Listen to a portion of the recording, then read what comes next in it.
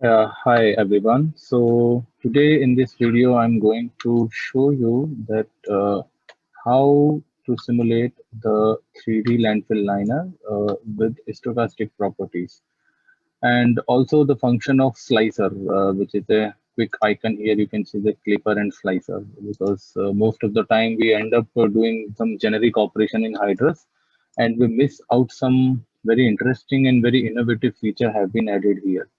So let's talk about the geometry first. So this geometry in x and y direction, this the span is 200 centimeter by 200 centimeter, and in z direction, this is simply 150 centimeter, and this is how this block look like. And the properties of this block in terms of material which I've given is silt and bentonite composition, which is a typical material used for the landfill liner and composite work. And the hydraulic conductivity is of the range of 10 to the power minus 8, and the porosity is approximately 0.44. So you can have this property from the neural network, and you can see that this is the block. I have chosen the 2D simple geometry. So from main process, I have checked the 2D simple geometry. Okay, so here is the option in the domain type.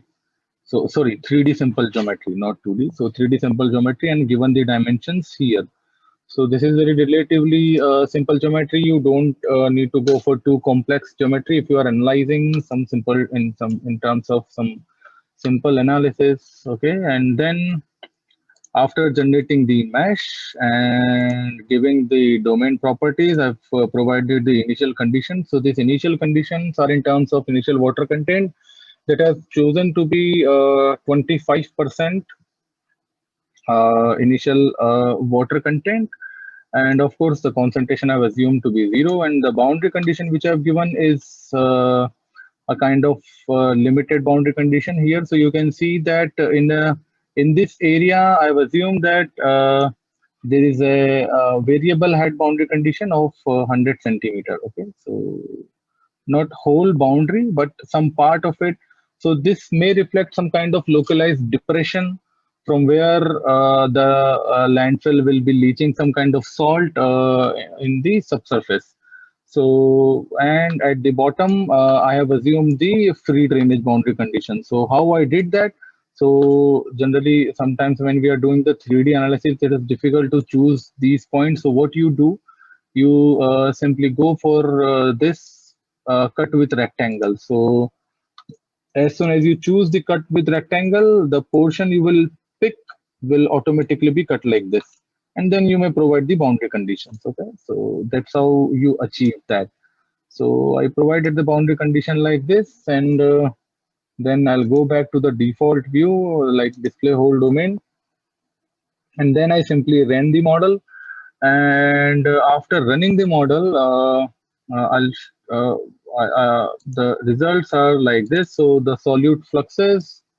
Okay, so first let us see in the domain itself. So let me switch back to isometric view. So this is the isometric view. You can see that this is the starting point of the concentration. First, let us say the pressure head distribution, how it is distributing. So you see that from the pressure head is distributing like this. So the limitation of presently this 3D block is such that you can only look at the walls which are outside. But what if you want to look inside this 3D domain? So there is a very simple function for that, which is very interesting also. So you go click on the slicer active. Okay, as soon as you do that, you will find that now you can move this slide in any direction. So we can switch, and change and switch the plane between maybe XY, maybe XZ, or maybe YZ. So whatever the plane you are interested in, you may have a look. So presently, you can see that here, this is the boundary condition location. This is right exactly at the center, okay, at the 100 centimeter. And then if I want to see what happens after 1 year, so this is the spreading, a 2 year, 3 year, and like that. So this is showing you in the XZ plane right now, and at the location of 200 centimeters. So suppose I want to move this little bit. Let's say I want to go for like presently this is a 200 centimeter. Suppose I want to go to 100 centimeter or maybe 50 centimeter slice. So I'll go and click on the show manipulator. So this will appear, and then what you can do, you can simply uh, move this, okay, in any direction you want. Maybe you can go into the positive x direction, or maybe you can go back to the negative x direction. So this is, let's say, at the 0th year. So you see that there was no boundary condition here, and here the boundary appears at the top, and then here it is not there again at the 0th node. All right. So like that, if I want to see what happens at the 100th year, or maybe let's say first see at the 50 year. Okay, what happens in the 50 year? So what happens in the 50 year? Let's see.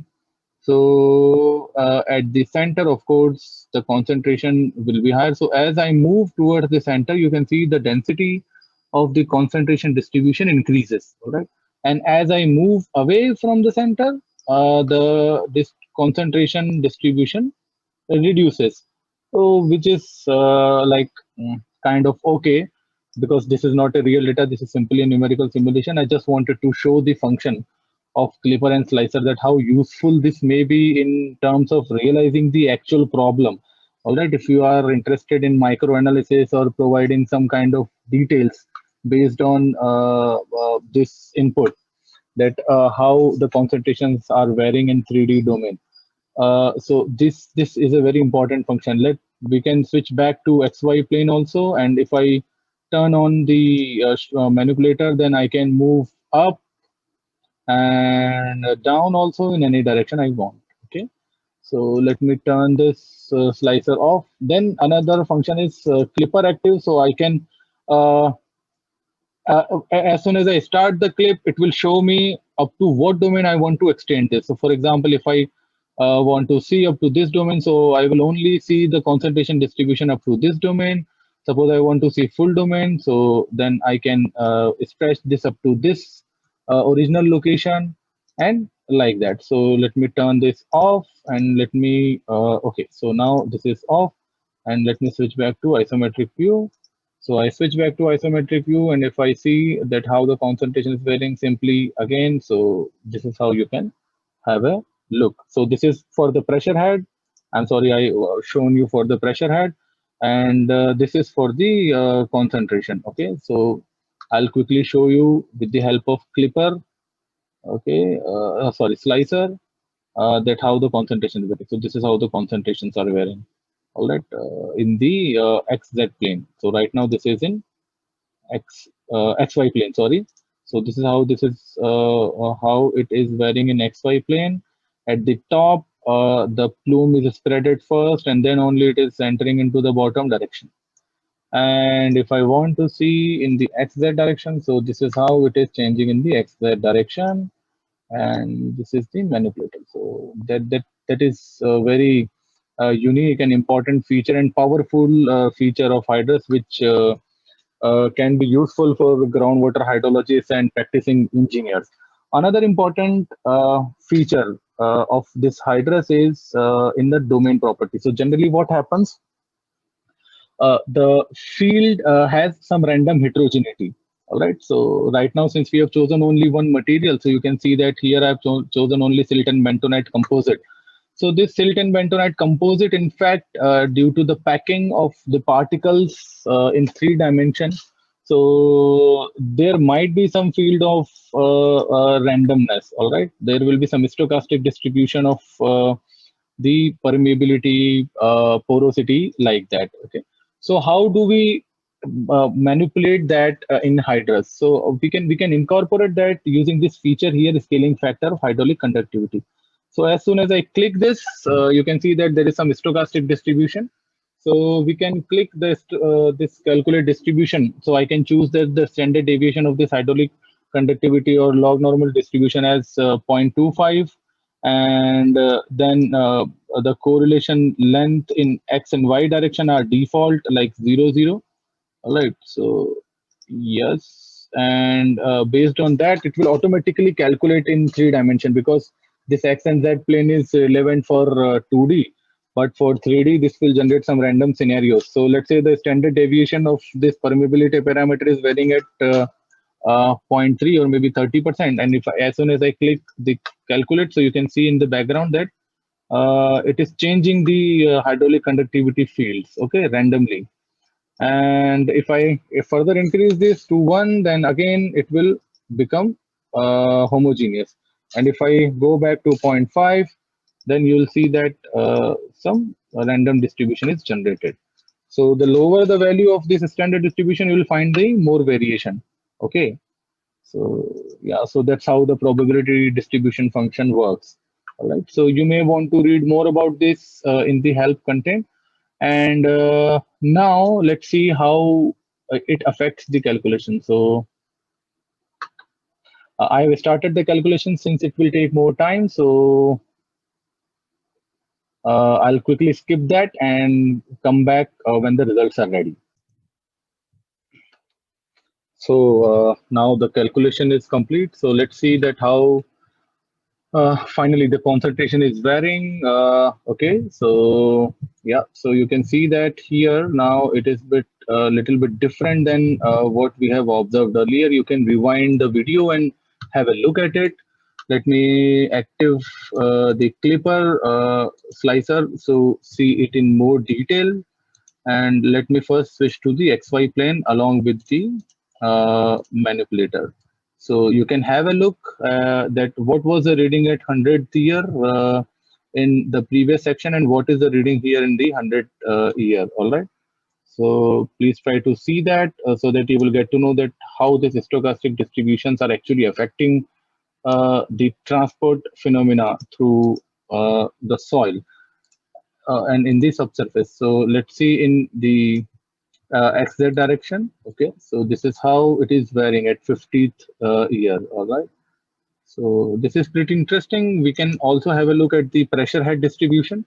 So we remember that the pressure head distribution was also different for the case of homogeneous field, but here at the stochastic field, this is entirely different. All right. So give it a shot, have a look at it, and I assume that this would have been and useful information for you to uh, to follow. All right, thank you very much. If you have any query or any doubt, please do not hesitate to post me your queries on my email, which is mentioned in the description. Bye bye.